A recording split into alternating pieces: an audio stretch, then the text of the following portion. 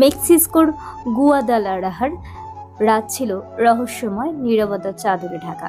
বিশাল জানালার বাইরের চাঁদের আলো পড়ছিল, ঠান্ডা বাতাসে পর্দাগুলো ধীরে ধীরে নড়ছে। মেক্সিকোর সিনালোয়া ও গুয়াদালাজারার দুটি শহরই ভিডের নিয়ন্ত্রণে। এই দুই শহরের বাদশাহ সে। রাজবীর আলভারেজ কাল তার একটা মিশনে যাবে, সেটারই প্রস্তুতি চলছে। তাদের পছন্দেরও প্রয়োজনীয় অস্ত্রগুলো, বুলেট প্রুফ জ্যাকেট সব আবারও ভালোভাবে পরীক্ষা করে নেয়, প্রয়োজনীয় রসদ সংগ্রহ করে। একে একে সব গার্ডরা মিশনের জন্য প্রস্তুত হতে শুরু করে। এই গোপন মিশনটি শুরু হওয়ার আগে বীর আর নিকো নিজেদের মনোযোগ পুরোপুরি মিশনের মধ্যে কেন্দ্রীভূত করে। বীর জানে এই মিশন কেবল তার জন্য, পুরো মেক্সিকান গ্যাংয়ের ভবিষ্যতের জন্য গুরুত্বপূর্ণ হতে চলেছে। বীর উঠে দাঁড়ায়, নিকো সান্তিয়াগো এনরিকোকে বলে, বাকি কাজ তোমরা গুছিয়ে নাও, আমি আসছি। নিকো ভিড়ে চলে যাওয়ার দিকে তাকিয়ে থাকে। রাজভীর একজন কঠোর, হিংস্র, নিষ্ঠুর গ্যাং লিডার হিসেবে পরিচিত, মেক্সিকোর গুয়াদালাজারার মাফিয়া। সে ব্যক্তি ইয়াশার জন্য কেমন আচরণ করছে তার চোখে এক ধরনের উদ্বেগ যা আগে কখনো দেখেনি নিকো। নিকো নিজের হাত মুষ্টিবদ্ধ করে ফেলে। সে কখনো লক্ষ্যচ্যুত হতে চায় না, কারণ তার কাছে মেয়ে মানে হলো ছলনা, মেয়ে হলো শুধু ভোগের বিষয়বস্তু। এগুলো জাস্ট ইউজ অ্যান্ড থ্রো এর জন্য ব্যবহৃত। কিন্তু ভীরকে সে কিছু বলতে পারবে না, তাহলে তাদের সম্পর্কটা ক্ষতিগ্রস্ত হতে পারে। আজ ভীরের জন্যই সে এই অবস্থায় আছে। রাত্রি নিস্তব্ধ ও ধীরে ধীরে জমে থাকা মেঘের মতো রাজবীরের রুমে এক অদ্ভুত নীরবতা বিরাজ করছিল। ইয়াশাকে সব সময় নজরদারির জন্য রাখা হয়। 5 জন মহিলা গার্ড নীরব ও সতর্কভাবে রুমের চারপাশে অবস্থান করছে। এরা সবসময় ছায়ার মতো ইয়াশার পাশে থাকে। ভিডের আসার উদ্দেশ্য হলো ইয়াশাকে দেখা। সে বাহিরে ছিল, শুনেছে ইয়াশার অসুস্থতার কথা, আবারও কাল চলে যাবে। আর থাকা হয় না তেমন ব্যস্ততায়। দরজার কাছে পৌঁছানোর সাথে সাথে ভিড়ের ধীর পদক্ষেপ ঘরের পরিবেশে এক নতুন রকমের উত্তেজনা ভরে উঠল। বীর রুমের দরজা খোলে। রুমের মাঝখানে নরম আলোয় ধোয়াটে হয়ে থাকা বিছানায় ইয়াশা শুয়েছিল। ইয়াশার জ্বরের কারণে একটু দুর্বল। জ্বর আগের তুলনায় একটু কমে গেলেও দুর্বলতা কমে যায়নি। শুয়েছিল সে। ভিড়ের আগমন বুঝে তৎক্ষণাৎ চোখ চেপে বন্ধ করে নেয়। এই লোকের সম্মুখীন হতে চায় না সে। ভিড় যখন রুমে প্রবেশ করে তখন প্রতিটি কাজে নিয়োজিত মহিলা তাদের দায়িত্বে সঠিক পালন নিশ্চিত করতে একে একে রুম থেকে বাহিরে চলে গেলেন।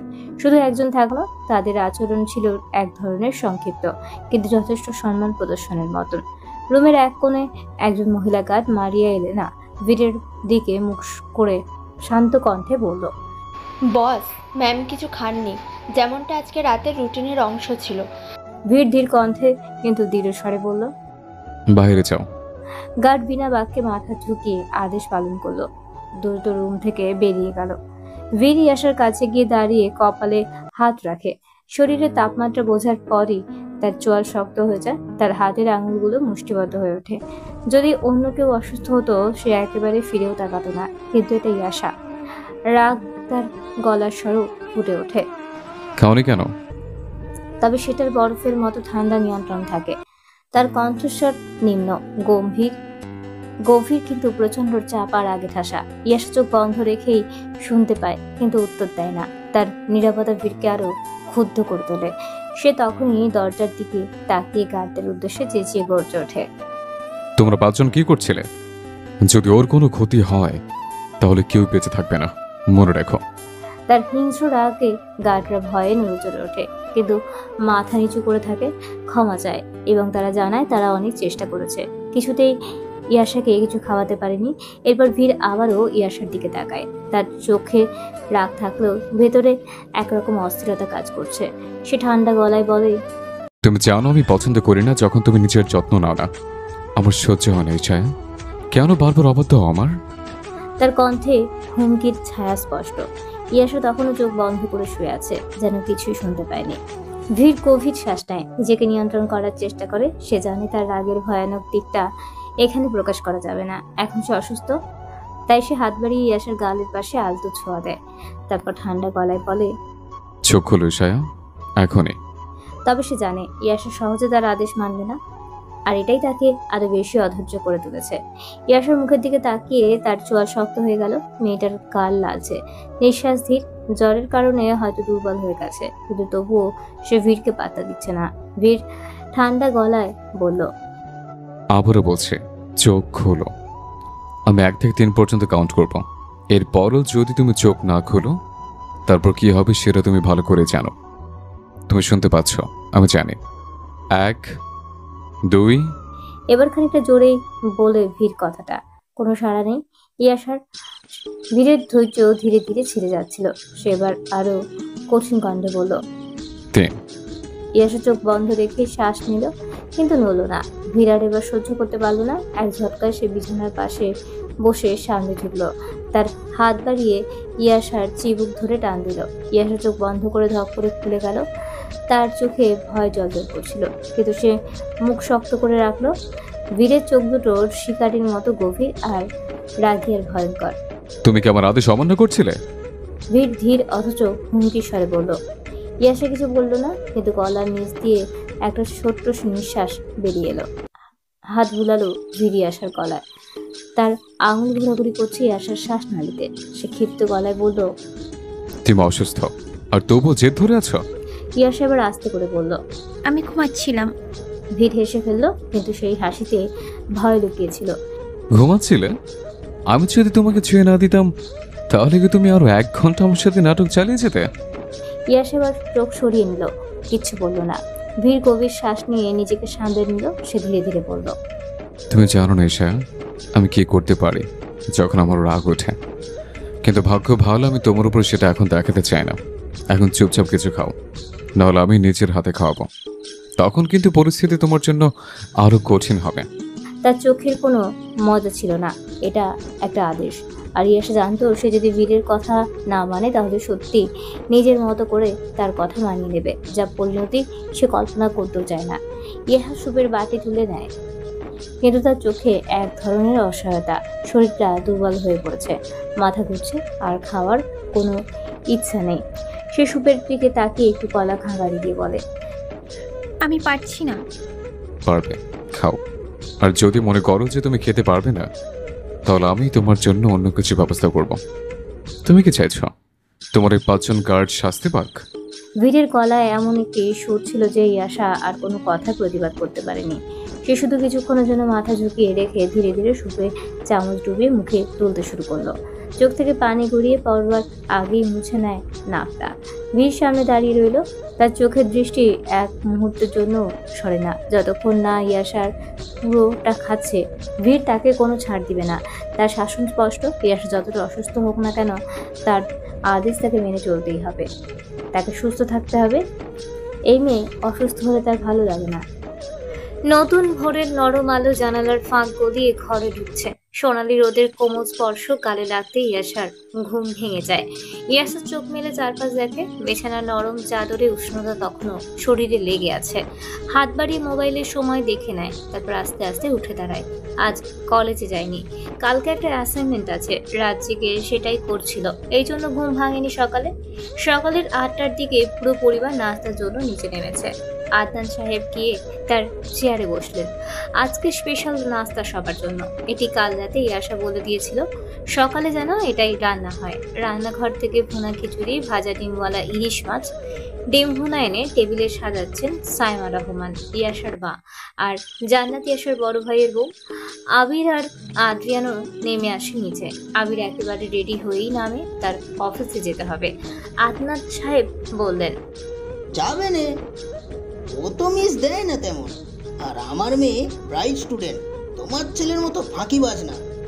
আদ্রিয়ানের দিকে তাকিয়ে বলেন, ওকে নিয়ে তো চিন্তা করতে হবে না, ভালো লাগেনি যায়নি, শেষ। সাইমা বেগম দাঁত কটমট করে বলে, হ্যাঁ মেয়ে, তোমার ছেলে আমার, যেটা ভালো সেটা তোমার। ছেলেকে কি আমি বাবার বাড়ির থেকে সাথে করে নিয়ে এসেছিলাম নাকি? যেমন বাপ ঠিক তার তেমন ছেলে। সাইমা বেগমকে রেগে যেতে দেখে আদনান সাহেব থেমে যান। বউ তার রেগে গেলে বিপদ, ছেলে মেয়ে সামনে আছে, মান সম্মান আর কিছু থাকবে না। আদনান সাহেবকে চুপ মেরে যেতে দেখে সাইমা বেগম জান্নাতকে উদ্দেশ্য করে বলেন, যাও তো বৌমা, ইশারাটাকে ডেকে আনো তো একটু। জান্নাত যাবে এমন সময় দেখতে পায় ইয়াশা নেমে আসছে, তাই জান্নাত তার জায়গায় গিয়ে বসে পড়ে। জান্নাত তার পাশে বসায় আবির সাইড থেকে টেবিলের নিচে জান্নাতের হাতটা চাপড়ে ধরে। জান্নাত মুচকি হাসে আবিরের দিকে তাকিয়ে। ইয়াশা চোখ ডলতে ডলতে বাবার পাশে কি বসে। আদনান সাহেব মেয়েকে উদ্দেশ্য করে বলেন, কি মা, রাতে ঘুম হয়নি? বাবা মেয়ের মধ্যে পড়াশোনা নিয়ে কিছু কথা চলে। না বাবা, একটা অ্যাসাইনমেন্ট আছে, ওইটা কালকের মধ্যেই জমা দিতে হবে। ওইটা করতে বিজি, এই জন্য ঘুম হয়নি। ইয়াশার মা শাইমা বেগম পুরো খুশি মনে মেয়ের প্লেটে খাবার নিলেন। ইয়াশার চেয়ারের পাশে দাঁড়িয়ে বড় বড় লোকমা করে খাবার তুলে দিচ্ছেন মুখে, যেন ইয়াশা নিজের হাতে খেতে পারে না। মেয়েটা তার খুবই নাজুক, অসুস্থ হয়ে পড়ে কয়েকদিন পর পর। ঠিক মতো তো কিছুই খেতে চায় না, তাই তো মেয়ে যা খেতে চায় বা মেয়ের পছন্দের জিনিস সব সময় রেডি করে রাখেন তিনি।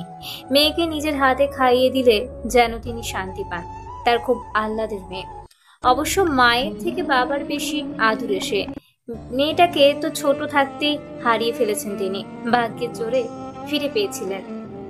সেই থেকে ইয়াশাকে নিয়ে ওরা খুব বেশি সেন্সিটিভ, আর ইয়াশাও পরিবারের মানুষ ছাড়া কারোর সাথে মিশতে চায় না। এদিকে আদ্রিয়ান তার ঠাট্টা স্বরে বলে, দেখ, এত বড় দামড়ি একটা মেয়ে এখনো নিজের হাতে খেতে পারে না। এই কথা শুনে আবির আর জান্নাত একে অপরের দিকে তাকিয়ে হাসতে লাগলো। জান্নাত বলে, ও তো এখনো বাচ্চা। আবিরও খোঁজাছে ইয়াশাকে। ওরা ইয়াশাকে খাবারের জন্য মূলত কথাগুলো বলছিল। ইয়াশা উঠে চলে যায় তার বাবার কাছে, চোখের ইশারায় বোঝায় ভাইদের কিছু বলতে। আদনান সাহেব কণ্ঠ একটু জোর টেনে বললেন, কেন ওর পিছনে লেগেছো? চুপচাপ খাও। ইয়াশা অভিমানী গলায় বলেন, বাবা, আমি নিজে খেতে পারি, কেন সবাই আমাকে এইভাবে খেপাচ্ছে? আদনান চোখের একটু আদরে ঝলক নিয়ে দুই ভাইকে তীরের মতো দেখলেন এবং বললেন, এসব ঠাট্টা ছেড়ে দাও তোমরা দুই ভাই, একদম আমার মায়ের সাথে লাগতে আসবে না। নাস্তার টেবিলে একদিকে শাইমার মমতা, অন্যদিকে বাবার আদেশ আর ভাইদের ঠাট্টার মিশেলে একটা উষ্ণ রসাত্মক পরিবেশ তৈরি হয়। ইয়াশা খুশি বাবা তার সাইড টেনে ভাইদের বুকে দেওয়ার। সুন্দর হাসি খুশি একটা পরিবার, যার চোখের মনি ইয়াশা। ইয়াশা তার এই ছোট্ট জীবনে খুব বেশি খুশি। তার চাওয়ার মতো আর কিছুই নেই, সে যা চায় তা বলার আগেই পেয়ে যায়।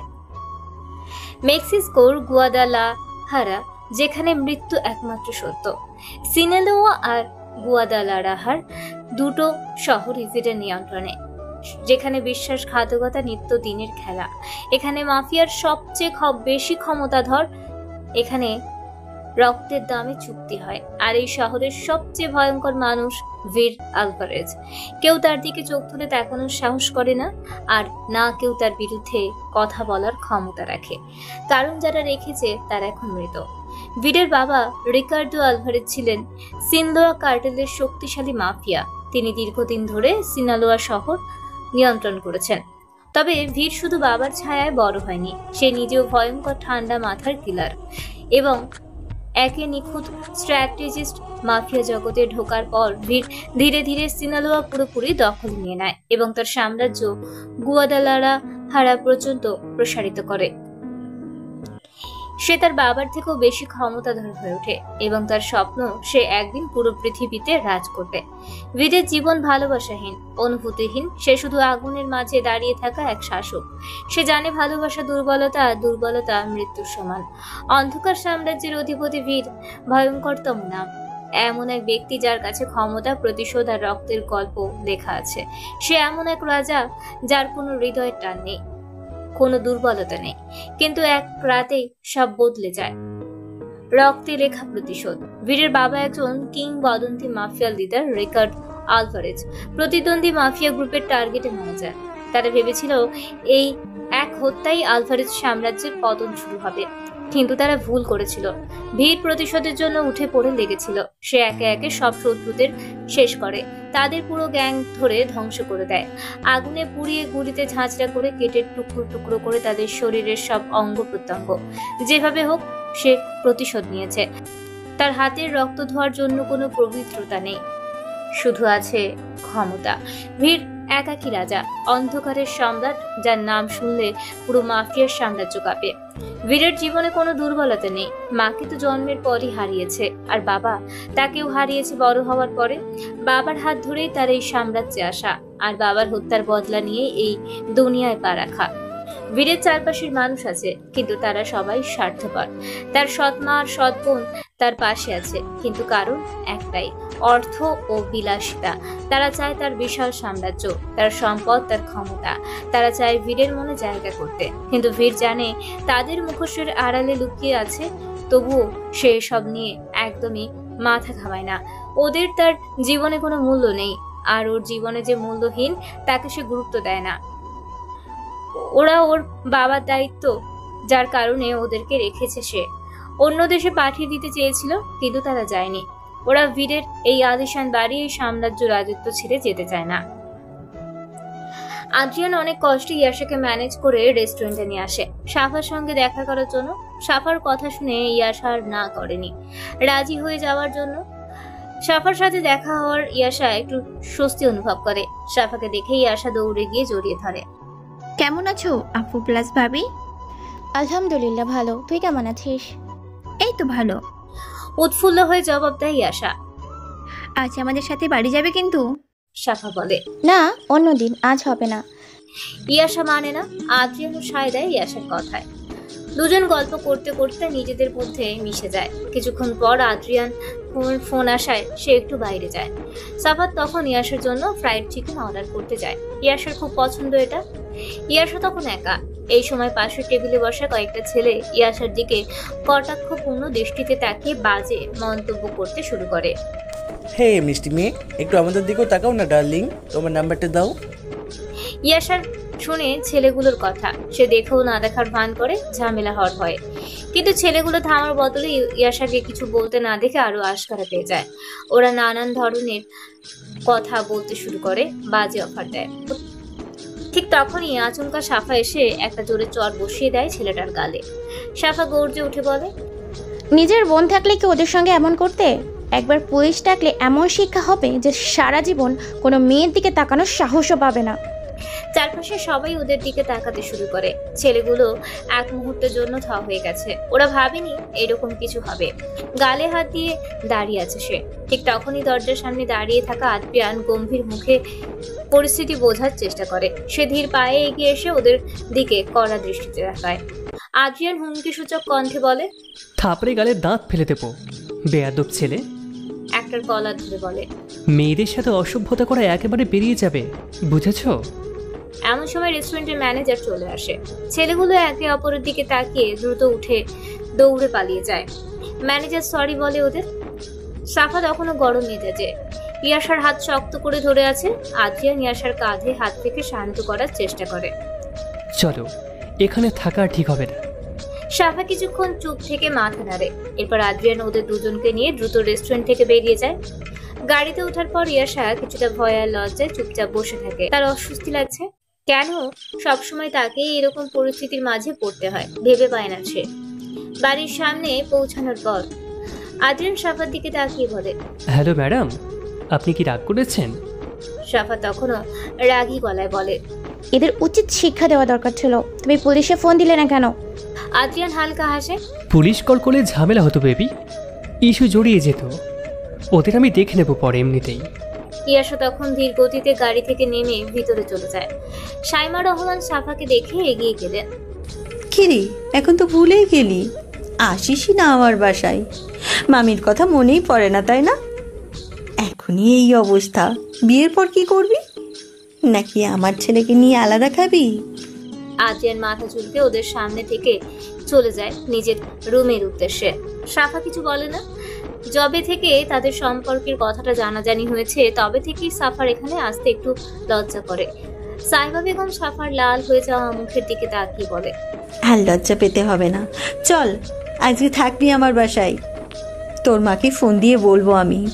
সাফা আজ থাকবে, এই শুনে ইয়াশার মন খারাপ উধাও। সে খুব খুশি, একটু আগে কি হয়েছে সেটাও তো ভুলেই গেছে। ইয়াশা এমনই, সে সবার সাথে মিশে থাকে, কিন্তু কাছের মানুষগুলোর জন্য পাগল। আর সবাই একসাথে হলে তো আর কিছুই লাগে না তার। সে তো এখন বসে বসে রাতের প্ল্যান করছে। ছোট দাদা ভাইয়ের রুমে বসে আবিরকেও ফোন দিয়ে তাড়াতাড়ি আসতে বলেছে। আর এদিকে দুই লাভার্স একজন আরেকজনের মুখের দিকে তাকে ইশারায় কথা বলছে আর মুচকি মুচকি হাসছে। ইয়াশার কাজে তাদের ধ্যান নেই, তারা তাদের নিজেদের নিয়ে ব্যস্ত।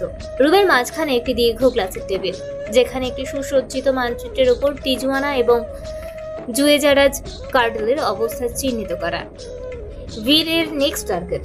টেবিলের চারপাশে সান্তিয়াগো, এনরিকো, ভির এর দুই বডিগার্ড ডিয়েগো আর নিকো বসে আছে। ভির পায়ের উপর পা তুলে সামনে বসা। ভিরের personal assistant Diego Salgado. Diego শুধু একজন অ্যাসিস্ট্যান্টই নয়, বরং তার ছায়ার মতো বিশ্বস্ত একজন ব্যক্তি। সে ভিরের যাবতীয় কাজ সামলায়, ব্যবসায়িক কাগজপত্র, মিটিং শিডিউল, যোগাযোগ ব্যবস্থা এবং গুরুত্বপূর্ণ মাফিয়া কার্যক্রমের নজরদারি সবই সে দেখাশোনা করে। তবে তার সবচেয়ে বড় দায়িত্ব হলো ভিরের পরিকল্পনাগুলো নিখুঁতভাবে বাস্তবায়ন করতে সাহায্য করা। ডিয়েগোর হাতে সবসময় একটি ট্যাব থাকে, যেখানে ভিরের প্রতিটি পরিকল্পনার তথ্য, কার্টেলগুলোর বর্তমান অবস্থা, ট্রাফিকিং নেটওয়ার্ক এবং প্রতিপক্ষের গতিবিধি সংরক্ষিত থাকে। মিটিং এর সময় সে ভিরকে প্রয়োজনীয় তথ্য সরবরাহ করে, যাতে সিদ্ধান্ত নেওয়া আরো সহজ হয়। ভির এবং তার বিশ্বস্ত সহযোগীরা জানে তাদের পরবর্তী লক্ষ্য হলো তিজুয়ানা এবং জুয়েজারাজ কার্টেল, মেক্সিকোর অন্যতম শক্তিশালী মাফিয়া গোষ্ঠী। এই কার্টেলগুলোর দখল নেওয়া, সেগুলোর ওপর নিজের আধিপত্য স্থাপন করা এবং পুরনো শত্রুদের শেষ করে একেবারে মেক্সিকোর পুরো মাফিয়া বিশ্বে নিজেদের শক্তি প্রতিষ্ঠা করা তাদের প্রধান উদ্দেশ্য। ভির আলভারেজ তার ভয়ঙ্কর দৃঢ়তায় সকলের দিকে তাকিয়ে পড়ল। তিজুয়ানা এবং জুয়েরাজ আমাদের পরবর্তী শিকার। তারা এই মেক্সিকোর মাফিয়া জগতে বড় খেলোয়াড়, কিন্তু তারা জানে না তাদের জায়গা এখন আমাদের দখলে আসতে যাচ্ছে। তাদের মাথায় এতদিন একটা ধারণা ছিল, আমরা কখনোই তাদের ক্ষতি করতে পারবো না, কিন্তু আজকে আমাদের পরিকল্পনা তাদের জন্য একেবারে হিমশীতল হয়ে উঠবে। আমরা তাদের দখল করে সেখানে আমাদের শক্তি, সম্পদ এবং প্রভাব বিস্তার করব। নিকো রামিরেজ ভিরের বিশ্বস্ত সহযোগী আরো কিছুটা সংকটগ্রস্ত গলায় বলল, তবে আমাদের দুইটা বড় বাধা আছে।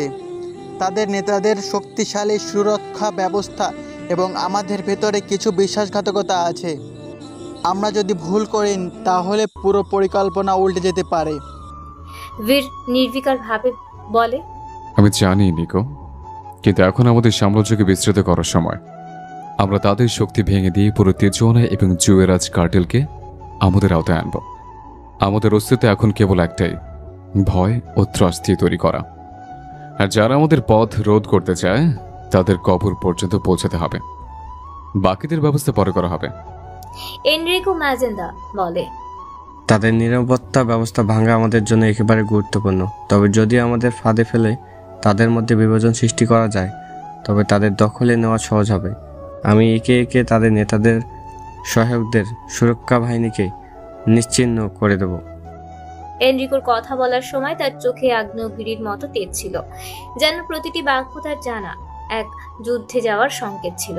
সান্তিয়াগো রোসাস ধীরে ধীরে প্রাঞ্চল ভাবে বলে, বস, এই পরিকল্পনা যদি সফল হয় তবে আমাদের প্রথম কাজ হবে ওই অঞ্চলে আধিপত্য বিস্তার করা। আমরা তাদের অস্তিত্বকে মুছে ফেলবো, আর তারপর আমাদের নিজের নিরাপত্তা ব্যবস্থা সেখানে গড়ে তুলবো। এমনকি তাদের মানুষদের দিয়ে যদি আমাদের পরিকল্পনা কার্যকর হয় তাও করব। তাদের নির্ভরযোগ্য সন্ত্রাসীরা আমাদের হয়ে কাজ করবে। ভির গম্ভীর কিন্তু স্থির কণ্ঠে বলে, আমাদের লক্ষ্য শুধু দখল নয়, তাদের মধ্যে এমন এক ভয় সৃষ্টি করা যে তারা আমাদের কাছে আসতে বাধ্য হবে। ওরা জানুক যে আমাদের বিরুদ্ধে দাঁড়াবে তার জীবনের পরিণতি কি হতে পারে। তেজুয়ানা এবং জুয়েরাজ এখন তাদের, কিন্তু সময় সাপেক্ষে এটা আমাদের হাতে চলে আসবে। ভিরের কথায় সবার মধ্যে এক অদৃশ্য শক্তি জেগে ওঠে। ওরা শুধু সেই দুই কার্টেলের নয়, পুরো মেক্সিকো মাফিয়া জগৎকে নিজেদের আওতায় আনতে চায়। ভির উৎসাহীভাবে বলে, আমরা যদি পুরো দেশকে নিয়ন্ত্রণ করতে পারি, তখন মেক্সিকোর সীমানা ছাড়িয়ে পৃথিবী জুড়ে আমাদের নামে কাঁপবে মানুষ। আমি হব পৃথিবীর সবচেয়ে ভয়ঙ্কর মাফিয়া। রুমের প্রতিটি মানুষ ভিড়ের কথায় খুশি হলো। তারা জানে একবার এই পরিকল্পনা সফল হলে তাদের কপালে শুধু ক্ষমতা আর দাপট, আর কিছু নয়। যে গোটা বিশ্ব শাসন করতে চায়, প্রতিটি দেশে নিজের আধিপত্য বিস্তার করতে চায়, এমন ভয়ঙ্কর হিংস্র মাফিয়া ভির আলভারেজ। আর কোথায় এক নাজুক কোমল ইয়াশা? দুজনের সংস্পর্শে কি ঘটতে চলেছে? ভির জানতো তিজুয়ানা ও সিউদাদ জুয়ারেজ শুধু মেক্সিকোর দুটি শহর নয়, বরং মার্কিন যুক্তরাষ্ট্রে রাগ ও অস্ত্র পাচারের প্রধান রুট। তাই এই দুই জায়গা দখল করলে সে পুরো সীমান্ত নিয়ন্ত্রণ করতে পারবে। এই জন্যই সে এই প্ল্যান বানায়। ভির প্রথমে এএফও দুর্বলতা বের করলো। গ্যাংয়ের লিডারদের মধ্যে ফ্রান্সিসকো আরিয়ানো বেশি লোভী ছিল, তাই তাকে ঘুষ দিয়ে কিনে নেয়। শহরের পুলিশদের বড় অংশকে টাকা দিয়ে নিজের দলে টানে। যারা রাজি হয়নি তাদের বিরুদ্ধে ফেক কেস বানিয়ে চাকরির থেকে সরিয়ে দেয়। প্রতিপক্ষের লিডারকে ফাঁদে ফেলা। এক রাতেই ফ্রান্সিসকোকে দিয়ে তার বড় ভাই এদুয়ার্দো আরিয়ানোকে ধরিয়ে দেয়। এদুয়ার্দো গ্রেপ্তার হলে পুরো গ্যাং বিভক্ত হয়ে পড়ে। ভির তার কিলার স্কোয়াড লস সোমব্রাস পাঠিয়ে প্রতিপক্ষের শেষ শক্তিকে শেষ করে দেয়। তিজুয়ানা এখন পুরোপুরি ভিড়ের দখলে। ড্রাগ পাচারের সীমান্ত ক্রসিং পয়েন্টে সে একাই নিয়ন্ত্রণ করছে। এইভাবেই তার তীক্ষ্ণ বুদ্ধি জোরে সে একে একে দুটো শহরেই নিজের নিয়ন্ত্রণে এনে ফেলে। সেই রাতে সিউদাদ জুয়ারেজে 200টিরও বেশি খুনের ঘটনা ঘটে, যেগুলোর পেছনে ভিড়ের হাত ছিল। সাধারণ মানুষ আতঙ্কিত হয়ে পড়ে, আর পুলিশ কিছুই করতে পারে না। সবাই ওর কেনা। এখন পুরো মেক্সিকো আমেরিকা সীমান্তের সবচেয়ে বড় মাফিয়া ভির আলভারেজ। তিজুয়ানা আর সিউদাদ জুয়ারেজ এখন পুরোপুরি ভিরের নিয়ন্ত্রণে। প্রতিদ্বন্দ্বীরা হয় মরে গেছে, নয়তো পালিয়েছে। শহরের প্রতিটি কর্নার, প্রতিটি গলি তার শাসনের ছায়ায় ঢাকা। কিন্তু এই বিজয়ের পরও ভিরের চোখে কোনো উচ্ছ্বাস নেই। তার জন্য এটা নতুন কিছু না, শুধু আরেকটা শহর, আরেকটা দখল। ক্ষমতা তার কাছে নেশা নয়, বরং সে যা চায় সেটার দিকে এগিয়ে যাওয়ার একটা মাধ্যম। তার ভিতরে কোনো অনুভূতি নেই। যদি থেকেও থাকে, সেগুলো তো সে অনেক আগেই হত্যা করেছে। ভিরের বাবা রিকার্ডো আলভারেজ মারা গেছে, কিন্তু তার পরিবারের ছায়া এখনো রয়ে গেছে। সৎ মা ক্যাটালিনা এসকালান্তে আর বোন ইসাবেলা এখন ভিরের সঙ্গে আছে। ভিরের এসব কিছুতেই যায় আসে না। সে কোনোদিনও ক্যাটালিনাকে মা বলেও ডাকেনি, বরং নাম ধরে ডাকতে পছন্দ করে। সিনালোয়ায় থাকার কথা থাকলেও ক্যাটালিনা নিজেই ভিরের সঙ্গে এসেছে। সে ভিরের হাতে নাগালে থাকতে চায়, কারণ ভির ছাড়া তাদের আর কোনো জায়গা নেই। রিকার্ডদের স্ত্রী কন্যা হিসেবে ওরা সবার কাছে পরিচিত। শত্রুত্বের রেস ধরে ওদের ওপর প্রাণঘাতী হামলা হবে যান বাঁচানোর জন্যই এখানে থাকা, কারণ ভিড় থাকতে তাদের কিছু হবে না। নিজেদের অবস্থান নিশ্চিত করার তার উদ্দেশ্য। কিন্তু ভিড় জানে এই নারী তার পাশে আছে সুবিধার জন্য, ভালোবাসার জন্য নয়। ভিড় ছোট থাকতে রিকার্ডো বিয়ে করে এই মহিলাকে। কখনো এই মহিলা তার সাথে সুন্দর সম্পর্ক স্থাপন করার চেষ্টা করেনি, আর এখন ভিড়ের কাউকে প্রয়োজন নেই। রাজবীর আলভারেজ এমন এক পুরুষ যার সৌন্দর্য বিপজ্জনক ও অবিস্মরণীয়। তার চেহারার প্রতিটি রেখায় রাজত্বের ছাপ স্পষ্ট। গভীর শীতল সমুদ্রের মতো চোখ। কারোর দিকে তাকালে মনে হয় সে যা তাদের আত্মার ভিতর পর্যন্ত দেখে ফেলেছে। গায়ের রং উজ্জ্বল শ্যাম বর্ণের, ভয়ঙ্কর একই সঙ্গে মোহময়। হালকা দাড়ি যা তাকে আরো ড্যামনিং ও সেডাকটিভ করে তোলে। ভিড় ঠান্ডা পানিতে শাওয়ার নিয়ে বেরিয়ে আসে। গাঢ় কালো চুলগুলো প্যাক ব্রাশ করে, পারফিউম স্প্রে করে, ব্ল্যাক শার্ট, লেদারের জ্যাকেট আর প্যান্ট পরে, হাতে একটা রোলেক্স ঘড়ি, আর কোমরের পাশে বৃত্তা 92FS রাখে। গাঢ় পারফিউমের সুবাস ছড়িয়ে পড়ে। দরজা দিয়ে বেরিয়ে আসার সময় তার পায়ের শব্দ পর্যন্ত ভয় ধরিয়ে দেয় যেন। ভিড়ের গন্তব্য নিউ ইয়র্ক, যেখানে ইতালিয়ান মাফিয়া রাশিয়ান গ্যাংদের সঙ্গে নতুন ড্রাগ ডিল করা হয়। ভিড় বেরোচ্ছিল। বাড়ির মেইন দরজার কাছে পৌঁছতেই পেছন থেকে ঠান্ডা এক কণ্ঠ শুনল। তুমি কোথায় যাচ্ছ ভিড়? ভিড় থেমে গেল, ধীরে ধীরে খুলল। চোখের ভেতরের বরফের মতো ঠান্ডা দৃষ্টি। ক্যাটালিনা এসকালান্তে তার দিকে তাকিয়ে আছে, মুখে সেই একই কৃত্রিম হাসি। কোনো মিশনে যাচ্ছ? ভিড়ের ঠোঁটে হালকা এক হাসির আভাস এলো, কিন্তু সেটা ছিল নিষ্ঠুরতার চেয়েও ভয়ঙ্কর। সে ধীর গলায় বলল, তোমার কি মনে হয় আমি তোমাকে এসব বলবো? তুমি কে? আমার কিছু? ক্যাটালিনা সামান্য বিরক্ত হলো, কিন্তু সে নিজেকে সামলে নিয়ে বলল, তুমি এখন মেক্সিকোর সবচেয়ে শক্তিশালী ব্যক্তি। তোমার নিরাপত্তা আমারও চিন্তার বিষয়। ভিড় এক পা এগিয়ে এলো। তার চোখের দৃষ্টি এতটাই শীতল যে ক্যাটালিনা এক সেকেন্ডের জন্য শ্বাস নিতে ভুলে গেল। ক্যাটালিনা, তোমাকে একটা জিনিস মনে করিয়ে দিই, আমার ব্যক্তিগত কাজে নাক গলানোর চেষ্টা করো না। আমি তোমাকে এখানে থাকতে দিয়েছি, এর বেশি কিছুই না। আমার ধৈর্য খুবই সীমিত, সেটা নিয়ে পরীক্ষা নিও না। তার কণ্ঠে ছিল এমন এক হুমকি যেটা বুঝিয়ে দিল ক্যাটালিনা যদি আরো একবার সীমা অতিক্রম করে তবে পরিণতি ভয়ঙ্কর হবে। ক্যাটালিনা কিছু বলার জন্য মুখ খুলল, কিন্তু ভিড় আর তার দিকে তাকিয়েই বলল, এবং একটা কথা, আমাকে আর কখনো এইভাবে থামানোর চেষ্টা করো না। এই বলে সে এক মুহূর্ত অপেক্ষা না করে গাড়িতে উঠে দরজা বন্ধ করে দিল। ক্যাটালিনা দাঁড়িয়ে রইল। এক মুহূর্তের জন্য তার মুখে শঙ্কা ছড়িয়ে পড়ল। সে জানে ভিড় কেবল ভয় দেখায় না, প্রয়োজনে সত্যি শেষ করে দেয়। সকালবেলা হালকা রোদে পুরো ক্যাম্পাস উজ্জ্বল হয়ে আছে। গাছের পাতায় বাতাসের দোলাচলে এক ধরনের প্রশান্তি ছড়িয়ে পড়েছে। ইয়াশা রাস্তার পাশের ক্যাফেতে বসে আছে। তার সামনে এক কাপ কফি, তার পাশে দুই বান্ধবী অরিনা ও মেহনাজ। মেহনাজ হাসতে হাসতে বলল, তোর কি মনে হয় আমার অ্যাকাউন্টিং প্রফেসর আসলেই এলিয়েন? অরিনা এক চুমুক কফি খেয়ে বলল, দেখ তার চেহারা কেমন, চোখ দুটো তো এলিয়েনের মতো বড় বড়। ইয়াশা খিলখিল করে হেসে উঠল, আরে না স্যার, একটু অন্যরকম, কিন্তু এলিয়েন বলাটা বাড়াবাড়ি হয়ে গেল না? মেহনাজ হেসে বলে, কিন্তু তার প্রশ্নগুলো তো এলিয়েনের লেভেলের মতো কঠিন। তাদের হাসাহাসি ক্যাফের অন্যান্য টেবিলেও ছড়িয়ে পড়লো। ক্লাসের টাইম হয়ে যাওয়ায় ওরা বেল মিটিয়ে চলে যায় ক্যাফে থেকে ক্লাসরুমে। ক্লাসের মাঝে প্রফেসর কিছু একটা বোঝাচ্ছেন, কিন্তু ইয়াশা মনে মনে অন্য জগতে হারিয়ে গেছে। জানালার বাইরে তাকিয়ে আছে সে। বাতাসে উঠতে থাকা ফুলের পাপড়ির মতোই তার জীবন ছিল হালকা চিন্তামুক্ত। কখনো সে রাস্তার পাশে ছোট্ট ফুল বিক্রেতার কাছ থেকে ফুল কিনে এনে মাকে উপহার দেয়, কখনো রাস্তায় কুকুরছানা দেখে থেমে যায়, তার মাথায় হাত বুলিয়ে হাসে। পশু পাখির প্রতি আলাদা টান। তার খুব কষ্ট হয় যদি কেউ এগুলোকে মারে। কখনো বান্ধবীদের সঙ্গে কলেজ শেষ করে লং ড্রাইভে বেরিয়ে পড়ে, ফুচকা খেতে যায়, কখনো বা মুভি দেখতে যায়। বেশিরভাগ সময় তার সাথে সাফা থাকে। সাফাও এই একই কলেজে পড়ে, সে অনার্স থার্ড ইয়ারের স্টুডেন্ট। ইয়াশার জীবন ছিল সহজ সরল রঙিন। একটা ক্লাস করে ইয়াশা, অরিনা ও মেহনাজ বেরিয়ে পড়ে। তাদের ভালো লাগছিল না আজ ক্লাস করতে, তাই তারা ঠিক করেছে আজ হাঁটবে। মেঘলা আকাশ, ঠান্ডা পরিবেশ, চারিদিকে বাতাস দিচ্ছে। ওদের ভালো লাগছে এরকম রাস্তায় হাত ধরে হাঁটতে।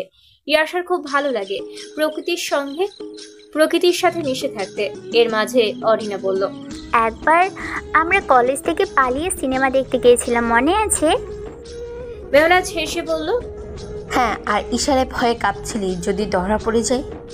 ধরা পড়লে যা হতো, ইশারা নিশ্চয়ই কান ধরে দাঁড়িয়ে থাকতো, আর আমরাও।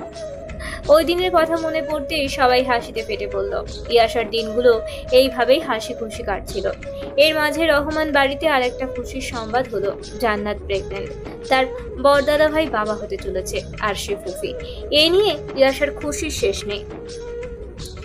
এদিকে সময় যাচ্ছে, আর যতদিন যাচ্ছে রাজবীর আলভারেজের সাম্রাজ্য বাড়ছে। তার প্রতিপত্তি ছড়িয়ে পড়েছে মেক্সিকোর প্রতিটি শহরে। ভির আলভারেজ মেক্সিকোর 32টি রাজ্যের মধ্যে 30টি রাজ্যের নিয়ন্ত্রণ নিয়ে নিয়েছে। তার মাফিয়া সাম্রাজ্য এতটাই শক্তিশালী যে এখন পুরো দেশ কার্যত তার শাসনের অধীনে। তার পরবর্তী টার্গেট আন্তর্জাতিক লেভেলের প্রধান প্রভাব বিস্তার করা। বীর এখন চাচ্ছে বাংলাদেশ, ভারত, মায়ানমার হয়ে তার ট্রাক ও অস্ত্র চোরাচালানের নতুন রূপ তৈরি করতে। এটা নিয়েই আজ তাদের মাফিয়া বৈঠক বসেছে। রাত গভীর। রাজবীর আলভারেজ তার ব্যক্তিগত অফিসে বসে আছে। সামনে একটা ম্যাপ, বাংলাদেশের রাজধানী ঢাকা স্পষ্ট চিহ্নিত করা। নিকো কর্টেজ সোফায় হেলান দিয়ে বসা, হাতে সিগারেট।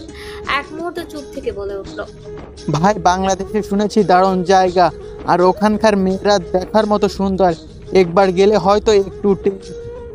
নিকোর কথার মাঝেই রাজবীর টেবিলে শক্ত একটা থাপা বসালো। চোখ জ্বলে উঠলো, কটমট করে তাকিয়ে গর্জে উঠলো, আমরা কাজের জন্য যাচ্ছি, অন্য কিছু নয়। মাথায় ঢোকাও নিকো। নিকো আর কিছু বলল না। রাজবীরের ধৈর্য হারানোর কোনো ইচ্ছে নেই। রাজবীর চেয়ার থেকে উঠে দাঁড়িয়ে পাশের দরজার দিকে তাকালো। ডিয়েগো? তার ব্যক্তিগত অ্যাসিস্ট্যান্ট ডিয়েগো সালগাদো সাথে সাথে ঘরে ঢুকলো। জি বস। বাংলাদেশে যাওয়ার জন্য প্রস্তুতি নাও, প্রাইভেট জেট রেডি করো, নতুন পরিচয় তৈরি করো, সব তথ্য আমার হাতে তুলে দাও। কখন রওনা হবো বস? ডিয়েগো জিজ্ঞেস করে। রাজবীর একটু চুপ থেকে ফাইলের দিকে তাকিয়ে বলল, 3 দিনের মধ্যে আমরা বাংলাদেশে যাচ্ছি। সন্ধ্যার সময় রহমান পরিবারের একটা ছোট্ট পারিবারিক আয়োজন চলছে। বসার ঘরে সবাই একসাথে বসেছে, চা নাস্তা করছে। আজকের মাস্টার্স এর পাশাপাশি ফ্রিল্যান্সিং করে, আবার আইএলটিসি এর একজন ইনস্ট্রাক্টর, মাসে শেষে ভালো ইনকাম করে। আর ওদের যেহেতু একটা সম্পর্ক, তাই ফ্যামিলি থেকে চাচ্ছে বিয়ে দিয়ে দিতে। সাফার একটু একটু লজ্জা মুখ করে বসে আছে, আর তার পাশে আদ্রিয়ান হাসি মুখে চাচি মুখ দিচ্ছে। আচ্ছা আদ্রিয়ান, তোর কি মত? আমাদের সাফা কিন্তু সব দিক দিয়ে পারফেক্ট। সাফার মা হেসে বললেন। আদ্রিয়ান হাসে। তারা যে তার সাথে মজা নিচ্ছে সেটা সে ভালো করেই বুঝতে পেরেছে। সাফা একটু লজ্জা পেয়ে মেঝের দিকে তাকিয়ে রইল, আর সবাই হেসে উঠল। ইয়াশা পুরো আয়োজনের মধ্যে সবচেয়ে বেশি খুশি। সাফা আপু, তোমার বিয়ে হলে কিন্তু আমি ফুল গার্লস পার্টি করব। এত উচ্ছ্বাস কেন? তোরও কি বিয়ে করার শখ জাগলো নাকি রে আবার? সাফা ঠোঁট উল্টে বলল, আরে না, আমি তো শুধু চাই তুমি দারুণ একটা ফেয়ারি টেল লাইফ পাও। ইয়াশা মজা করে বলল। এই হাসি, এই আনন্দ ভরপুর একটা সময় সাফার ফোনে মেসেজ ভেসে উঠল। ছাদে আসো, কথা আছে। আদ্রিয়ানের মেসেজ। সাফা একটু থমকে গেল, তারপর বাসে বসা ইয়াশার দিকে তাকালো। এসব প্লিজ একটু সামলাতে পারবি? আদ্রিয়ান আমাকে ছাদে ডাকছে। ইয়াশার সাথে সাথেই খোঁচা দিল। উফ, হবু ভাবি তো এখনই একদম জামাইয়ের কন্ট্রোলে। কি রোম্যান্স, কি রোম্যান্স।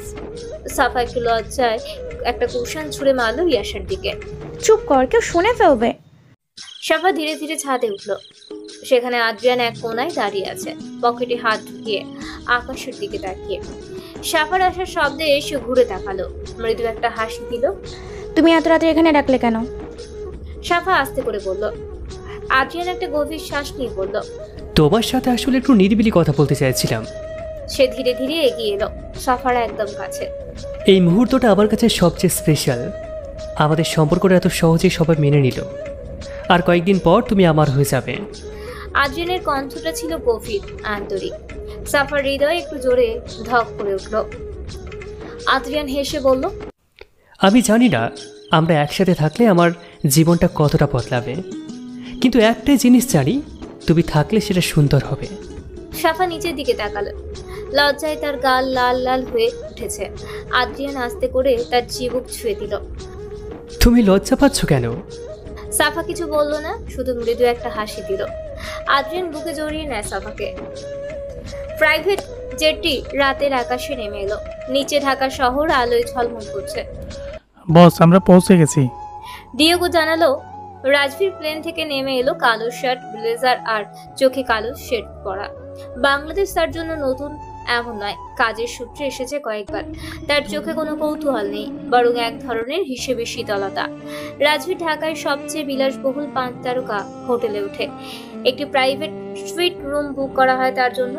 কলেজের ক্যাম্পাসের মাঠে উত্তেজনা ছড়িয়ে পড়েছে। ও তুই, তোদের ঘরে মা বোন নাই নাকি রে? মেয়ে দেখলেই চুলকানি উঠে যায় বলেই লাঠি দিয়ে ছেলেটাকে আঘাত করছে একের পর এক। ছেলেটা চিৎকার করছে, কিন্তু সাফা এক বিন্দু পাত্তা না দিয়ে লাঠি আরেকটা বাড়ি মারলো। গোটা ক্যাম্পাসে শোরগোল পড়ে গেছে। সাফার বান্ধবী খাদিজা বারবার বলছে, সাফা প্লিজ, এটা বাড়াবাড়ি হয়ে যাচ্ছে। কিন্তু সাফা কারোর কথা শুনতে নারাজ। ইয়াশা দৌড়ে গিয়ে সাফাকে টেনে সরালো। অরিনা আর মেহনাজ ছুটে এলো। খাদিজা বলে ওঠে, তুই পাগল নাকি? তোর এইসব অতিরিক্ত সাহসের কারণে একদিন তোকে খুব বড় বিপদে পড়তে হবে, দেখিস। এখনো সময় আছে, শুধরে যা। সাফা তখনও ক্ষিপ্ত, শ্বাস নিচ্ছে দ্রুত। সাফা খাদিজার হাত ঝাড়া মেরে বলে, তোদের মতো অন্যায় দেখে আমি চুপ থাকতে পারি না। ইয়াশা শক্ত করে সাফার হাত ধরে রাখলো। এরপর খাদিজাও এসে সাফাকে বলে, চল এখান থেকে, যা হবার হয়ে গেছে। ক্লাস শেষে প্রকৃতি আজ একটু অন্যরকম। ক্লাস শেষ, প্রকৃতি আজ একটু অন্যরকম। আকাশ ধূসর, চারিদিকে অদ্ভুত এক স্নিগ্ধতা। হালকা বাতাস বইছে, যেন ঝড়ের আগে নীরবতা। কলেজের গার্ডেন। ইয়াশা এক কোণে গিয়ে বসেছে, মাথা উঁচু করে আকাশ দেখছে। অরিনা বিরক্ত হয়ে বলল, ইস্যু চল, বৃষ্টি হলে আমরা আটকে যাব। ইয়াশার লড়চড় নেই, এক মনে আকাশ দেখতে ব্যস্ত। আজ কেন জানি তার এত ভালো লাগছে এই বাতাস, প্রকৃতির উথাল পাথাল ঝড়ো হাওয়া। মেহনাজ হাত গুটিয়ে বলল, মনে হচ্ছে আজকে তোর কলেজে আসার শেষ দিন, আর কখনো আসতে পারবি না, তাই এইভাবে ঘাট হয়ে বসে আসিস। ইয়াশা হাসে ওর কথায়, তারপর ব্যাগ নিয়ে উঠে দাঁড়ায়। আজ সে হেঁটেই বাড়ি যায়, রিক্সা নেয় না। একটা অদ্ভুত অনুভূতি হচ্ছে তার, কেন সে জানে না। ইয়াশা ক্লান্ত হয়ে বাসায় ফিরল। দরজা পার হতেই দেখলো মা, বাবা, সাফা আপুর পরিবারের সবাই বসে আছে। ইস্যু, তোর ভাইয়ের এনগেজমেন্টের দিক ঠিক হয়ে গেছে এই শুক্রবার। সাইমা বেগম খুশিতে বললেন। সেই মুহূর্তে ইয়াশার মন ভরে উঠলো আনন্দে। ইয়াশা সাইমা বেগমকে বলল, মা, হাতে তো সময় নেই, 3 দিনের মাঝে কিভাবে কি করবে? সবাই হাতে হাতে করলে হয়ে যাবে। সব কথাবার্তা শেষে সাফার বাবা মা কামরুল আহমেদ, ফারজানা আহমেদ চলে যান। তাদের তো কাজ আরো বেশি, তাদের বাড়িতেই তো প্রোগ্রামটা হবে। রাতে সাফা ইয়াশাকে ফোন দিয়ে বলে সাফার এঙ্গেজমেন্টের শাড়ি একসাথে কিনতে যাবে। কাল যেন ইয়াশা কলেজে না যায়। ইয়াশাও তাতে সায় দেয় সাফার কথায়। দুজনেই খুব এক্সাইটেড। ইয়াশা সাফাকে বলে, আমি কি নেব আপু? আমি অরিনা মেহনাজ সেম ড্রেস পরবো। এগুলো নিয়েই ওদের মাঝে কথা হতে থাকে। এর মাঝে আদ্রিয়ানের ফোন আসায় সাফা ইয়াশাকে বাই বলে লাইন কেটে দেয়। সাফা এসে ইয়াশাকে পিক করে। ওরা দুপুরের আগে বেরিয়ে যায় শপিং এর উদ্দেশ্যে। ইয়াশার বাবা আবির দুজনই অফিসে। আদ্রিয়ানের ক্লাস আছে। জান্নাতের শরীর ভালো না, সে এখন 6 মাসের প্রেগনেন্ট, তাই ওকে নিয়ে আর জার্নি করেনি। সাইমা বেগম নিষেধ করে দিয়েছেন। জান্নাতের সাথে ইয়াশার মা সাইমা বেগম ছিলেন। ওরা শপিং এ যায়, যেহেতু বিয়ে সামনে, অনেক কেনাকাটি। শপিং করতে করতে ওদের অনেকটাই লেট হয়ে যায়। কিন্তু এর মাঝে ঘটে যায় একটা অপ্রত্যাশিত ঘটনা। জান্নাত বাথরুমে পা পিছলে পড়ে যায়। তার আজাহারিতে পাগল প্রায় সাইমা বেগম কি করবেন বুঝে উঠতে পারছেন না। ঘড়িতে তখন 6:23। বাড়িতে কেউ নেই। সাইমা বেগম আবিরকে ফোন দিলেন, সে ফোন ধরছে না। তিনি আদ্রিয়ানকে ফোন দিয়ে জানালেন ঘটনা। আদ্রিয়ান দ্রুত বেরিয়ে পড়ে, অ্যাম্বুলেন্সে ফোন দিয়ে ঠিকানা পাঠিয়ে দেয়। অ্যাম্বুলেন্স এলে দ্রুত ধরাধরি করে জান্নাতকে উঠানো হয়। এর মাঝেই সাইমা বেগম ইয়াশাকে ফোন দিয়ে জানান সবকিছু। ইয়াশা স্তব্ধ হয়ে যায়। সাফা দ্রুত ড্রাইভারকে গাড়ি বের করতে বলে। রাতের অন্ধকারে একটা পরিত্যক্ত রাস্তা, যেখানে সাধারণত কেউ যাতায়াত করে না তেমন। রাস্তার আশেপাশে পুরনো দালান আর অর্ধেক ধ্বংস হওয়া কিছু বিল্ডিং এ দাঁড়িয়ে আছে। বাতাসে একটা থমথমে ভাব। ভিড় তার কালো এসইউভি থেকে নামলো। চোখে কালো সানগ্লাস, মুখে সেই চিরচেনা ভয়ঙ্কর গম্ভীর ভাব। তার আশেপাশে দাঁড়িয়ে আছে প্রায় 100 গার্ড, প্রত্যেকের হাতে অস্ত্র। সামনের অপেক্ষা করছে এক রহস্যময় লোক, যার সাথে তার দেখা করার কথা। সাফা ড্রাইভারকে বলল শর্টকাটে রাস্তা ধরতে, কারণ ঢাকার জ্যামে 2-3 ঘন্টা ছুটে না তাদের কাছে সময় খুব কম। জান্নাতকে রক্ত দেওয়া লাগতে পারে যদি ব্লাডের প্রয়োজন হয়। সাফার জান্নাতের রক্তের গ্রুপ সেম। মেইন রোডে গেলে অনেক সময় লাগবে, তাই তারা অন্য এক পথ হলো। সেই রাস্তা তুলনামূলকভাবে নির্জন। কিছু দূর আগানোর পরে গাড়ি থেমে গেল। গাড়ি থামা বিরক্ত হয় সাফা। এদিকে ইয়াশা টেনশনে শেষ। সাফা বেরিয়ে এলো গাড়ি থেকে, চোখে মুখে রাগ আর বিরক্তি। রাস্তার দিকে তাকিয়ে বুঝতে পারলো চারিদিকে কালো পোশাক পরা একদল মানুষ দাঁড়িয়ে আছে। এদের চোখে ভয় নেই, মুখে কোনো কথা নেই, শুধু একটা কঠোর শৃঙ্খলার দাপট আছে। ইয়াশা চট করে সাফার হাত চেপে ধরলো। আপু চলো, আমরা অন্য রাস্তা দিয়ে যাব। কিন্তু সাফা কারো কথা শোনার পাত্রী না। এসব গুন্ডামি করতে আসছে? আমরা কি ওদের দাস যে এরা যেখানে খুশি রাস্তা বন্ধ করে রাখবার আমরা চুপ করে বসে থাকবো? সাফা সামনে এগিয়ে গেল, বুকের ভেতর রাগের আগুন। এখানে রাস্তা ব্লক করে রাখার মানে কি? সে চিৎকার করে বলল, কিন্তু চারপাশের কেউই কোনো উত্তর দিল না। সামনে গিয়ে সে কালো পোশাকের এক লম্বা লোককে দেখতে পেল। গাঢ় কালো শার্ট, মাথার পিছনে আঁচড়ানো চুল, শীতল চোখ যেন কোনো এক প্রাণহীন পাথর। নিকো চুপচাপ সাফার দিকে তাকালো, একবার চোখ বুলিয়ে নিল পুরোটা, কিন্তু কোনো প্রতিক্রিয়া দেখালো না। এখন সে কাজে, তার উত্তর শূন্য। বাঁচতে চাইলে এখান থেকে চলে যাও। নিকোর কণ্ঠের গম্ভীরতাও ঠান্ডা ছিল, কিন্তু তাতে লুকিয়ে ছিল ভয়ঙ্কর হুমকি। কেন? রাস্তা কি তোর বাবার? সাফার কণ্ঠে ছিল তেজ, সে 1 ইঞ্চিও পিছালো না। নিকোর ছোঁয়া শক্ত হয়ে গেল। এত বড় স্পর্ধা তোমার জিহ্বা খুব বেশি লম্বা মেয়ে, নিজের জন্য বিপদ ডেকে এনো না। কিন্তু সাফা একের পর এক কথা বলে যায়। মেজাজ হারাই নিকো। গার্ডদের দিকে চোখ ইশারা করতে মুহূর্তের মধ্যে 10-15টা বন্দুক সাফার মাথায় তাক করা হলো। সাফার মুখের রং ফ্যাকাশে হয়ে গেল মুহূর্তেই। এতগুলো বন্দুক একসঙ্গে দেখে সে ভয় পেয়ে যায়। নিকো সামান্য হেসে বলে, তুমি জানো না তুমি কার সাথে কথা বলছো? ইয়াশা কেঁপে উঠে দৌড়ে এলো। আপু বলে চিৎকার করে ঝাঁপিয়ে পড়লো সাফার উপর। সে শক্ত করে সাফার হাত চেপে ধরলো। আতঙ্কে পুরো শরীর কাঁপছে তার। ভিড় তখন দূরে দাঁড়িয়ে নিজের কাজে ব্যস্ত ছিল, কিন্তু হঠাৎ চিৎকারে বিরক্ত হয় সে। পিছনে ঘুরলো চিৎকারের উৎস দেখতে। তার চোখে প্রথমে ধরা পড়লো দুইটা মেয়ে। একজন ক্ষিপ্ত সাহসী ভয়হীন আগুনের মতো, আর একজন পিছনে ভয় পেয়ে গুটিয়ে যাওয়া মেয়েটি। বীরের চোখ আটকে গেল তার উপর। সে ধীরে ধীরে সানগ্লাস খুললো। ফর্সা গোলগাল করণে ছোট্ট একটা মেয়ে। সময় যেন থমকেই গেল ওখানে। মেয়েটার মুখে কি যেন একটা আছে, অদ্ভুত রকম কিছু। ওই চোখ সে বহু মানুষের দেখেছে। ভয় পাওয়া চোখ, কাঁপা চোখ, আতঙ্কিত চোখ, লোভী। কিন্তু এতে ভয় আছে, কিন্তু সেই ভয়ের আড়ালে লুকিয়ে আছে এক অদ্ভুত বিশুদ্ধতা। বীর ধীরে ধীরে এগোতে লাগলো।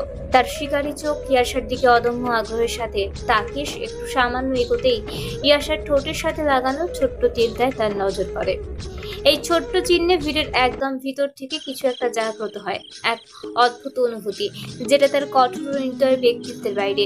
কিন্তু তার স্বভাব এতটাই শক্ত যে সে এই অজানা অনুভূতিকে ঠাউর করার সামর্থ্য রাখেনি। বীর নির্দেশ দেয় সবাইকে বন্দুক নামানোর জন্য। তার আদেশে আশেপাশে সবাই বন্দুক নামিয়ে ফেললো। কিন্তু নিকো, সে সবার কাছে এক বিরোধী চরিত্র। সে মানতে নারাজ। সে প্রতিবাদে উঠে দাঁড়ালো, কিন্তু বীরের হিংস্র গলার গর্জন তুলে বলল, চুপ কর নিকো, যেটা বলেছে সেটা করো। নিকো বীরের তীক্ষ্ণ আদেশ শুনে আর কিছু বলার সাহস পায়নি। সে নিস্তব্ধ হয়ে গেল। এই মুহূর্তে বীরের চোখে ইয়াশার প্রতি এক রহস্যময় আকর্ষণ জাগ্রত হলেও তার কঠোরতা শাসন ব্যবস্থার মাঝে সেটাও কোনো স্থান নিতে পারে না। রাস্তায় নির্জনতায় সব যেন বীরের এক অদ্ভুত কঠিন আদেশের সম্মুখীন ছিল, যেখানে শুধু তার শিকারীর দৃষ্টি আর হিংস্র গর্জনই ছিল একমাত্র ভাষা। ওরা রাস্তা ছেড়ে দিতেই ইয়াশা সাফাকে নিয়ে বেরিয়ে আসে এখান থেকে। গাড়ি ঘোরানোর অন্য রাস্তায়। সাফা কিছু বলে না। সে বাকরুদ্ধ হয়ে গেছে।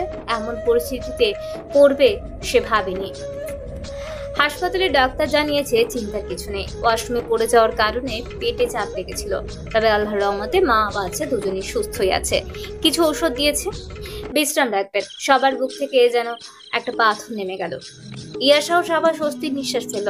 সারা বিকেল দৌড়দৌড়ির পর একটা নিশ্চিন্ততা এলো।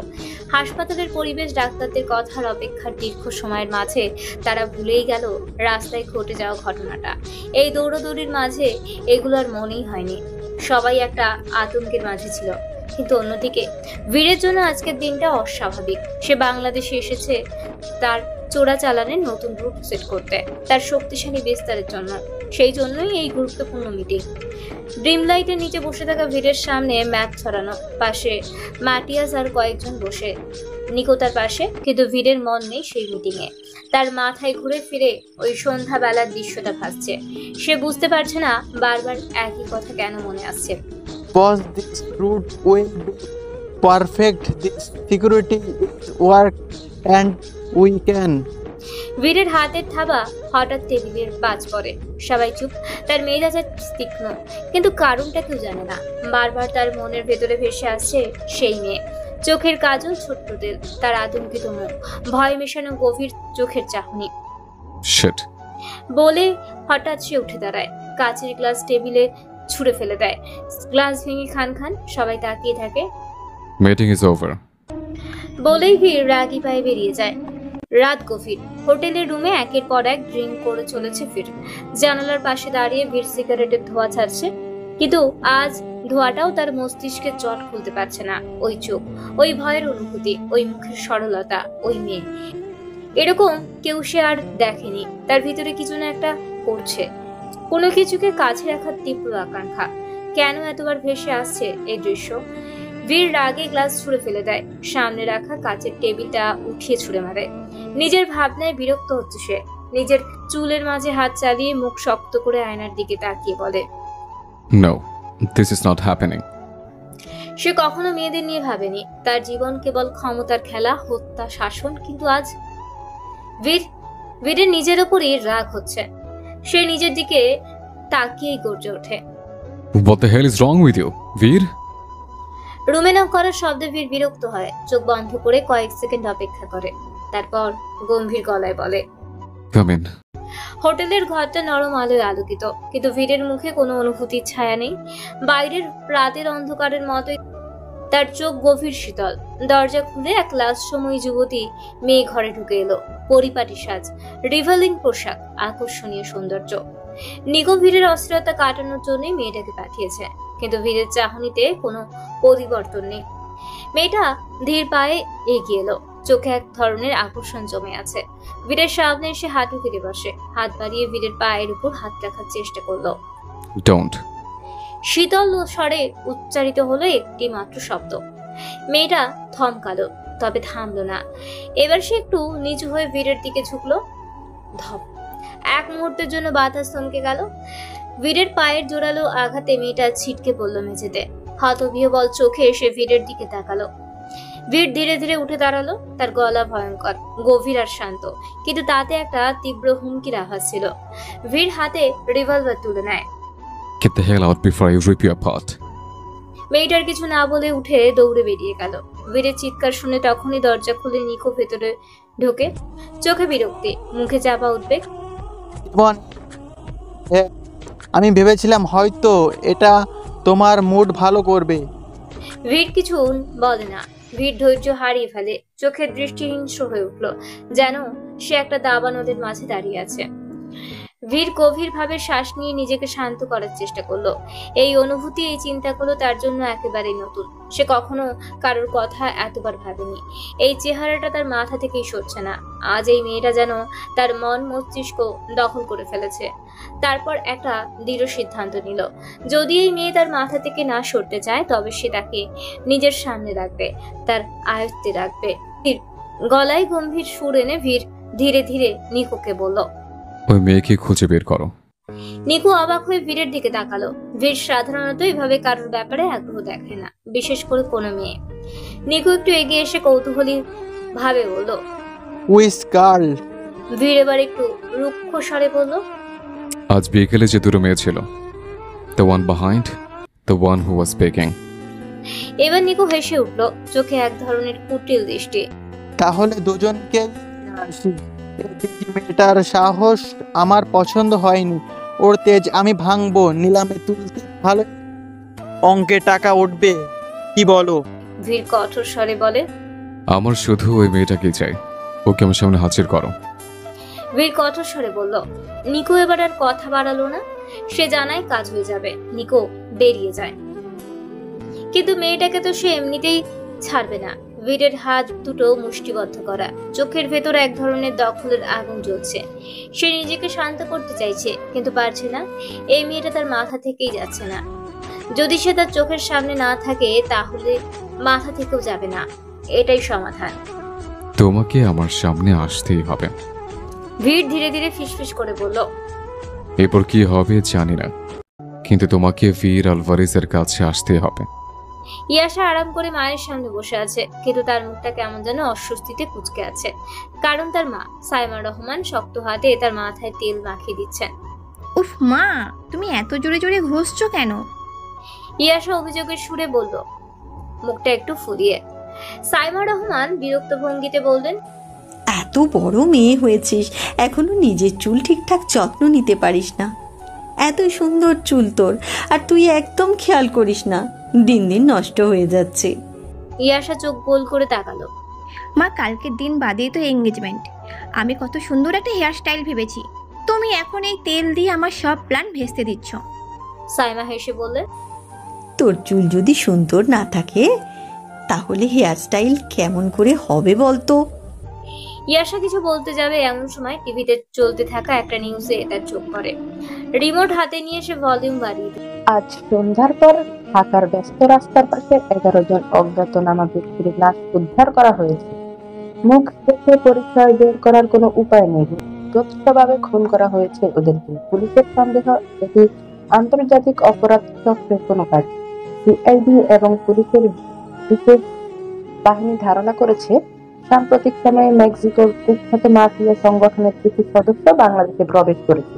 সূত্রের দাবি এটি মেক্সিকোর আলভারেজ এর গ্যাং এর কাজ হতে পারে, যারা মেক্সিকোর অন্যতম ভয়ঙ্কর মাফিয়া। সংবাদ উপস্থাপকের কণ্ঠে উত্তেজনার ছোঁয়া। ইয়াসের বুকের ভেতর কেমন যেন ধক করে উঠল। সে মনে মনে ভাবলো মাফিয়া। তার মা তেল লাগানো হাত মুছতে মুছতে বলল, দেখলে, এখন তো এইসব ভয়ের ব্যাপার শুরু হয়ে গেল। তোর বাবা তো বলেছিলেন শহরে কেমন যেন অস্বাভাবিক কিছু লোক ঢুকেছে। আল্লাহ জানে এরা কি করতে এসেছে। ইয়াসের গলা শুকিয়ে এলো। আজ বিকেলের সেই ঘটনাটা আবারও মনে পড়ে গেল। এটা তো সেই রাস্তা, কালো পোশাকের অজস্র গাত, বন্দুকের মুখে ছাপা, আর সেই হিংস্র দৃষ্টি। ইয়াসা দ্রুত টিভি স্ক্রিনের দিকে তাকালো। সেখানে সন্দেহভাজনদের ধোয়াটে ছবি দেখানো হচ্ছিল। এই লোকগুলোর সাথে বিকেলেই তাদের দেখা হচ্ছিল। ইয়াসা দৌড়ে গিয়ে সাফাকে ফোন দিয়ে সব বিষয় বলে। সাফাও ভয় পেয়ে যায় শুনে। এখন সাফারও আফসোস হচ্ছে কেন ওদের সামনে পড়েছে।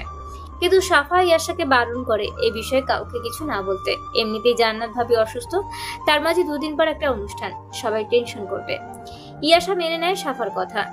ভিড়ের দেহটা ভারী হয়ে আসছিল। অতিরিক্ত ড্রিঙ্কের কারণে চোখ দুটো ধীরে ধীরে বন্ধ হয়ে এলো। ঘুমের গভীরে ডুবে যেতে যেতে হঠাৎ করেই সে দেখতে পায় আলো ছায়ার মধ্যে দাঁড়িয়ে আছে এক অসামান্য সুন্দরী নারী। ঘন কালো চুল কোমর ছুঁয়ে গেছে, চোখের ভেতর এক অদ্ভুত রহস্যময়তা। ঠোঁটের পাশে সেই ছোট্ট তিলটা যেন পুরো মুখের আকর্ষণ কয়েক গুণ বাড়িয়ে তুলেছে। সে হেসে কিছু বলছে, কিন্তু শব্দগুলো কানে আসছে না। বাতাসে তার চুল উঠছে, তার চোখ। ভিড় এক পা এগিয়ে গেল। নারীটি হাত বাড়ালো তার দিকে। ভিড়ও নিজের হাত বাড়ালো তাকে ছোঁয়ার জন্য। ঠিক তখনই স্বপ্নটা চূর্ণ বিচূর্ণ হয়ে গেল। ভিড় ধর্মর করে উঠে বসলো, মাথা দুহাত দিয়ে চেপে ধরলো। চোখ রাগে রক্তিম হয়ে গেছে। বুকের ভেতরে প্রচন্ড অস্থিরতা আর বিরক্তি কাজ করছে। সে এক ঝটকায় বিছানা ছেড়ে উঠে দাঁড়ালো। চেয়ারের পাশে রাখা গ্লাসটা টেবিল সহ এক ধাক্কায় মেঝেতে ফেলে দিল। কাজ ভেঙে টুকরো টুকরো হয়ে গেল, কিন্তু সেটা দেখার সময়ও নেই তার। কি হচ্ছে এসব আমার সাথে? এই প্রথম কোনো মেয়ে তার মাথার মধ্যে এভাবে ঢুকে গেছে। প্রথমবার সে কাউকে মনে রেখে দিয়েছে এতক্ষণ ধরে। তার নিজের ওপরেই রাগ হচ্ছে। কেন তাকে ওই সময় সে যেতে দিল? কেন তখনই তাকে আটকে রাখেনি? তাহলে এখন এই অস্থিরতাটা হতো না। এখন তাকে যেভাবেই হোক খুঁজে বের করতে হবে। সেদিন আর ঘুম হয়নি ভিড়ের। নির্ঘুম থাকার কারণে চোখগুলো আগুনের মতো লাল হয়েছিল। সারাটা বেলা তার আক্রোশের মাঝে পড়তে হয়েছে সবাইকে। যেই কাজের জন্য এসেছিল সেটা আর করা হলো না ভিড়ের। এই প্রথমবার এমন কিছু হলো। ভিড়ের আদেশ পাওয়ার পরই পুরো টিম নড়ে চড়ে বসে। নিকো, সান্তিয়াগো এবং এনরিকো তিনজনের ভিন্নভাবে মাঠে নামে। ডিয়েগো ভিড়ের সাথে ছিল। এনরিকো তার হ্যাকারদের কাজে লাগিয়ে ঢাকা শহরের গুরুত্বপূর্ণ এলাকায় সিসিটিভি ফুটেজ ট্র্যাক করতে বসে যায়। রাস্তার ফুটেজ খুঁজতে সময় লাগে না। সেদিনের ঘটনাস্থলের কাছে একটা হাসপাতালের ফুটেজে ধরা পড়ে ইয়াসা ও সাফা। একটা সাদা স্কার্ট, গোলাপি টপস পরা মেয়ে অস্থিরভাবে তার বোনকে ধরে হাসপাতালে ঢুকছে। ক্যামেরা জুম করে দেখা যায় হাসপাতালের নাম মেডিন সিটি হসপিটাল। এনরিকো সাথে সাথেই সেটা নিকোকে জানিয়ে দেয়। নিকো সান্তিয়াগোকে পাঠায় মেডিন সিটি হাসপাতালের দিকে। সান্তিয়াগো সেখানে গিয়ে টাকার জোরে এক কর্মচারীকে হাত করে নেয়। কিছুক্ষণ জিজ্ঞাসাবাদের পর সে জানিয়ে দেয়, হ্যাঁ, ওরাতেই দুইজন মেয়ে এখানে এসেছিল। তাদের পরিবারের একজনের অ্যাক্সিডেন্ট হয়। কর্মচারী তাদের দেওয়া নামও জানায়। সাফা আহমেদ, ইয়াসা রহমান, পেশেন্ট ছিল জান্নাত।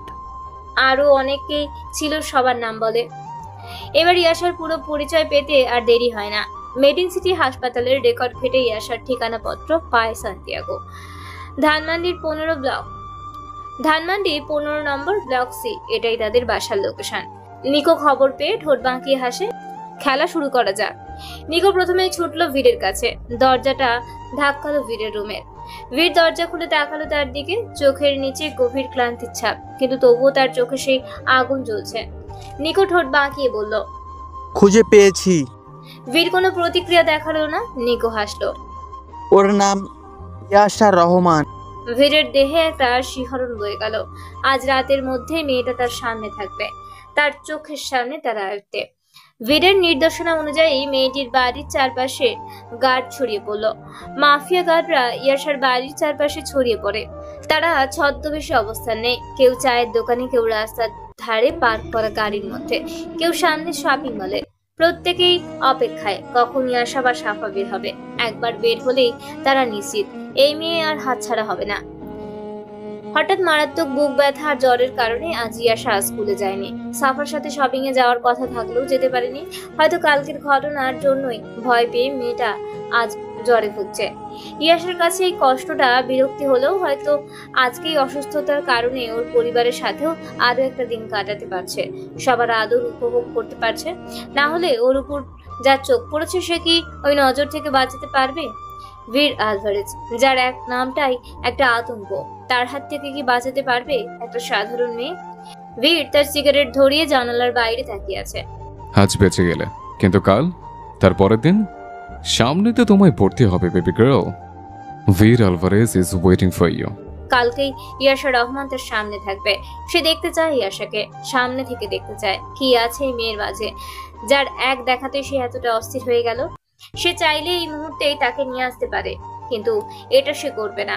বীর কোনো সাধারণ মাফিয়া না, সে শিকার করতে জানে, কিন্তু তার শিকার কখনোই তাকে চিহ্নিত করতে পারে না। এটাই তার নিয়ম। এই জন্য সে রাজবীর আলভারেজ।